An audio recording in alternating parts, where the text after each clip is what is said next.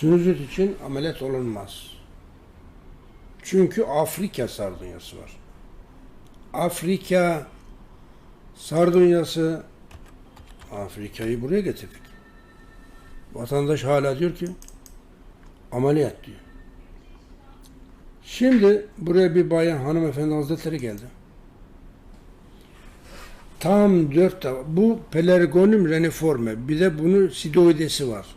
Yani çeşit çeşit. Farklı farklı. Sidoides reniforme. İkisi tıbbi amaçla kullanılır. Şimdi 4 defa burun ameliyatı olmuş. Doktor konkaları kazımış. Enfeksiyonu önlüyor ya. İkinci defa ameliyat olmuş. Yine konkaları kazımış. Üçüncü defa, dördüncü defa demiş ki bir daha ameliyat edecek. Beşinci defa. Tövbe tövbe. Kadıncağız gelmiş buraya. Peçete verir misin diyor. Peçete vereyim. Burnu sümkürüyor, yeşil yeşil iltihaplar akıyor. 2 kelime konuşur, gene burnu sürüyor. 2 kelime, ne olur dedim. 4 defa ameliyat oldum. Doktor beni perişan etti. Umkalo abo diye biz bunun şurubunu yaptık. Umkalo abo şurubu veya Afrika sardunyası kapsülü. Kullansaydın böyle grip gibi, nezle gibi burnun akar da iltihap akar o iltihabın yoğunluğuna göre. Kemik gibi olsa bile akadır. Kemik. Hiçbir şey kalmaz. Almanya'da 35 yıl önce, 35-40 yıl önce bir hastanede kalmıştım. Bir kavgada burnum kırılmıştı siyasi bir olayda. Burun ameliyatı. 8. kattayız, en üst katta. Bir adamın sesi geliyor. Bağırıyor da bağırıyor. Bu ne dedim ya? Dediler ki sinüzitten dolayı biri ameliyat oluyor. Ameliyat hemen bizim altımızda mı? Yok. Nerede?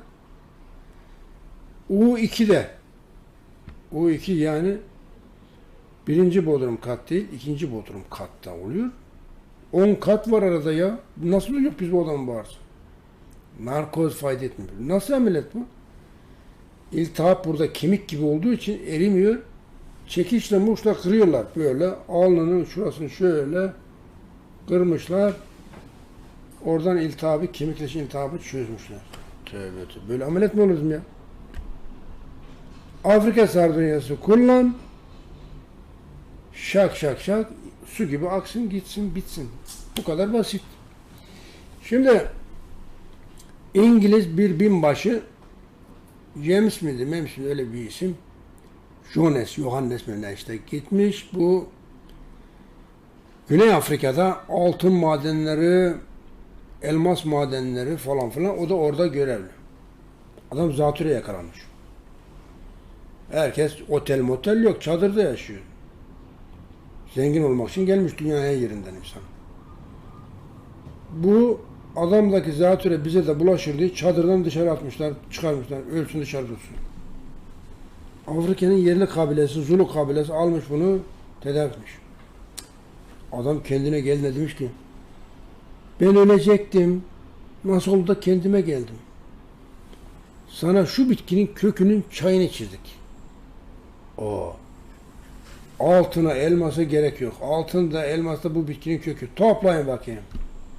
Toplatmış İngiltere. Bırakmış askerliği.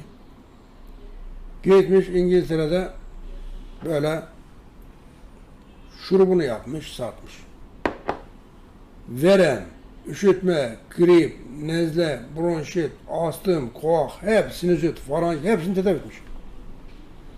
Binlerce insan geliyor, bilinmeyen bir bitkinin kökünü satıyor. Şurubunu. Herkes iyileşti. Tabipler Birliği, İngiliz Tabipler Birliği demiş ki şurada bir şarlatan var, herkesi tedavi ediyor. Tabipler Birliği o şarlatan diye hemen ceza yazmış, adamın üretimini durdurmuş. Bunun üzerine İsviçre'de Doktor Allen önce patentini almış, kimse engel olmasın diye. Sonra üretmiş. Biz de önce izin aldık, sonra ürettik. Risk yok elhamdülillah. Evet, Afrika sardunyası hem kapsülü var hem şurubu var. Umkalo abo diye şurubumuz var. Çocuklar da yaşlılar da içsin diye şurubunu ürettik. İçtiği zaman ne olur? Yaşa göre ayarlanır. 5 yaşındaysan bir çay kaşığı. 10 yaşındaysa bir tatlı kaşığı. Herkes her yaşta kullanabilir. Bağışıklık sistemi, korona, SARS, MARS her türlü enfeksiyona, viral enfeksiyona karşı korur.